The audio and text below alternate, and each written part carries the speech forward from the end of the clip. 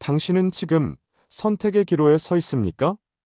이직을 할 것인가, 남을 것인가, 관계를 끝낼 것인가, 계속 이어갈 것인가, 새로운 도전을 할 것인가, 안정을 택할 것인가. 우리는 살면서 끊임없이 선택해야 합니다. 그런데 이상한 일입니다. 나이가 들수록, 경험이 쌓일수록 선택은 오히려 더 어려워집니다. 젊을 때는 몰라서 과감했습니다. 하지만 지금은 압니다. 한 번의 선택이 얼마나 많은 것을 바꾸는지를, 한 번의 결단이 얼마나 오래 영향을 미치는지를. 오늘 우리는 2500년 전 두 현자의 지혜를 빌려 이야기하려 합니다. 공자와 손자. 한 사람은 인간의 도리를 말했고, 한 사람은 전략의 본질을 말했습니다. 그들의 가르침이 어떻게 우리의 선택과 결단을 도울 수 있을까요? 선택이 어려운 이유는 명확합니다. 모든 선택에는 대가가 따르기 때문입니다. 무언가를 얻으면 무언가를 잃습니다. 한 길을 가면 다른 길은 포기해야 합니다. 그래서 우리는 망설입니다. 두려워합니다. 후회할까봐, 틀릴까봐, 다시 돌아갈 수 없을까봐. 하지만 선택하지 않는 것 역시 하나의 선택입니다. 결단을 미루는 것 역시 하나의 결단입니다.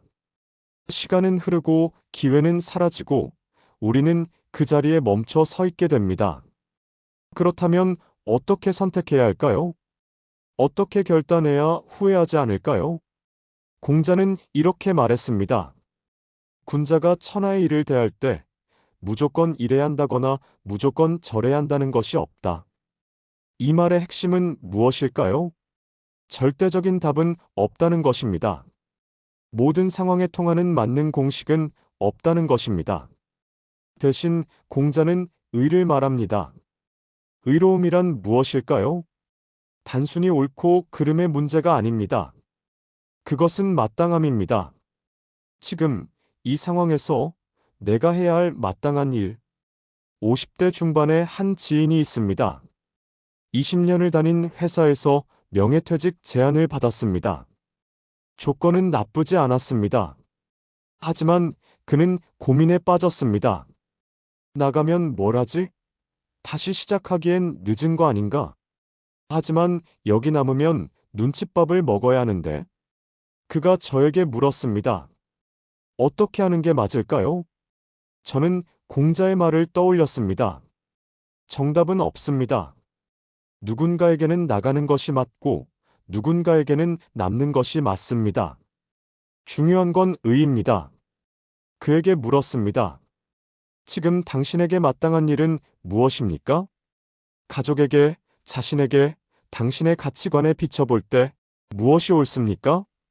그는 한참을 생각하더니 말했습니다. 저는 항상 새로운 걸 배우고 싶었어요. 회사에 남으면 안정은 있지만 성장은 없을 것 같아요. 지금 아니면 도전할 수 없을 것 같습니다. 그는 퇴직을 선택했습니다. 2년이 지난 지금 그는 작은 컨설팅 회사를 운영하고 있습니다. 쉽지 않지만 눈빛이 살아 있습니다. 그가 옳은 선택을 한 걸까요? 아닙니다. 그는 의로운 선택을 한 겁니다. 자신에게 마땅한 선택을. 손자는 전쟁의 본질을 이렇게 정의했습니다. 전쟁이란 속임수의 길이다. 놀라운 말입니다. 전쟁에서 중요한 건 정면 대결이 아니라는 겁니다. 힘이 아니라 지혜라는 겁니다. 그리고 손자는 말합니다. 전쟁을 잘하는 자는 먼저 자신이 패하지 않을 위치를 확보한 후 적이 패할 기회를 놓치지 않는다. 이것이 바로 전략의 핵심입니다. 무작정 돌진하는 게 아닙니다. 먼저 나를 지키고 그 다음 기회를 노립니다. 우리의 인생도 마찬가지입니다. 선택에는 타이밍이 있습니다. 형세가 있습니다. 40대 초반의 한 여성이 있습니다. 오랜 직장 생활 끝에 창업을 꿈꿨습니다. 주변에서는 말렸습니다. 지금 경기도 안 좋은데 무슨 창업이야. 안정적인 직장 놔두고 왜 모험을 해? 하지만 그녀는 손자병법의 원리를 이해하고 있었습니다. 무작정 뛰어든 게 아닙니다. 먼저 퇴근 후와 주말을 이용해 1년간 부업으로 시작했습니다. 시장을 테스트했습니다. 고객의 반응을 확인했습니다. 불패의 위치를 만든 겁니다. 안정적인 수입이 들어오는 것을 확인한 후 그제야 회사를 나왔습니다. 기회를 놓치지 않은 겁니다. 지금 그녀의 사업은 안정 궤도에 올랐습니다.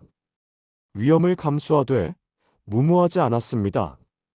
용기를 냈되 준비되지 않은 채 뛰어들지 않았습니다.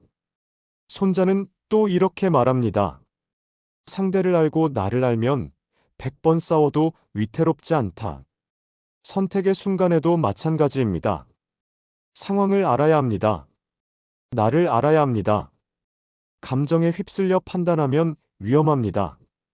두려움에 얼어붙어도 위험합니다. 냉정하게 현실을 보고 솔직하게 자신을 들여다보고 그 위에서 결단해야 합니다. 60대 초반의 한 남성이 있습니다. 30년 지기 친구와 결별의 기로에 섰습니다. 그 친구가 사업 파트너로서 약속을 지키지 않았고 금전적 손해를 입혔습니다. 공자라면 어떻게 조언했을까요? 의에 따라 판단하라. 우정도 소중하지만 의로움이 먼저입니다. 관계를 이어가는 것이 마땅한가? 아니면 정리하는 것이 마땅한가? 손자라면 이렇게 말했을 겁니다.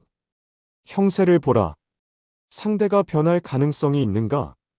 이 관계를 유지하는 것이 나에게 득인가 실인가? 감정이 아닌 현실로 판단하라. 그는 결국 관계를 정리했습니다.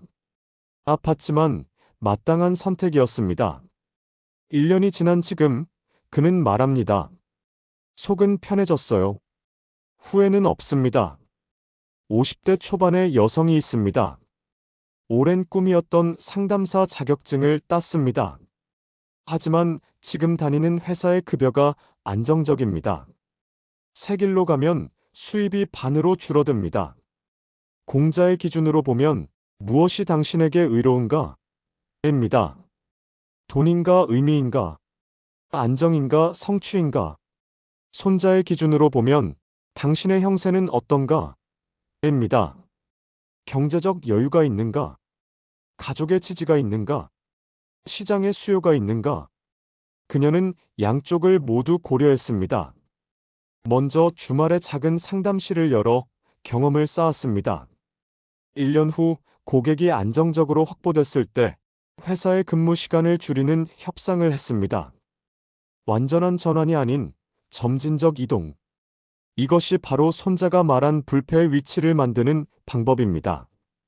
사실 인생의 큰 선택은 많지 않습니다. 대부분은 작은 선택의 연속입니다. 오늘 운동할 것인가, 쉴 것인가? 오늘 배울 것인가, 미룰 것인가? 오늘 연락할 것인가, 기다릴 것인가? 공자는 이런 작은 선택에도 의를 적용하라고 말합니다. 지금 이 순간 내가 해야 할 마땅한 일은 무엇인가? 손자는 작은 승리를 쌓으라고 말합니다. 큰 전쟁은 작은 전투의 합입니다. 매일의 작은 선택이 인생의 큰 방향을 결정합니다. 공자와 손자의 가르침을 종합하면 이렇습니다. 첫째, 선택에는 절대적 정답이 없습니다. 다만 당신에게 마땅한 답이 있을 뿐입니다. 둘째, 감정이 아닌 원칙으로 판단하십시오. 두려움이 아닌 현실로 판단하십시오. 셋째, 무모한 용기는 위험하지만 준비된 용기는 힘이 됩니다. 넷째, 타이밍을 보십시오. 형세를 읽으십시오. 때로는 기다리는 것이 최선의 선택입니다. 다섯째, 작은 선택을 가볍게 여기지 마십시오. 매일의 결단이 당신의 인생을 만듭니다. 당신은 지금 선택의 기로에 서 있을지 모릅니다.